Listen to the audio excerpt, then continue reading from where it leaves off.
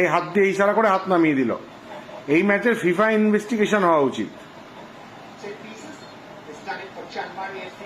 এবার free kick নিল, এই যখন আনোয়ার হেড নিয়েছে তখন কিন্তু ওদের দুজন অফসাইডে। আনোয়ারের হেড কিন্তু ডেলিভারেটলি নয়, বল ক্লিয়ার করতে পারেনি, খুব একটা করেনি,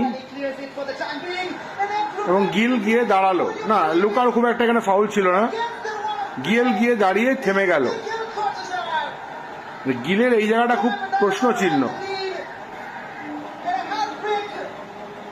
সেকেন্ড গোলের ক্ষেত্রে তো আরো, সেকেন্ড গোল তো পরিষ্কার, সবাই দেখেছে আর কি।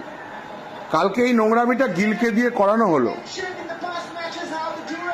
এই আনোয়ার যখন হেড করেছে তখন কিন্তু এরা অফসাইডে, ডেলিভারেটলি বলটা ও পাস খেলেনি, তাহলে অফসাইড হতো না। কিন্তু এই ক্ষেত্রে যেহেতু বলটা হেড করছে ক্লিয়ার করার জন্য, সেক্ষেত্রে এটা অফসাইড হলেও হতে পারত।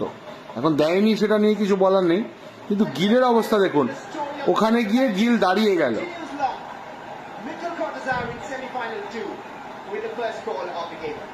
Mikel Cortazar taken by one injury.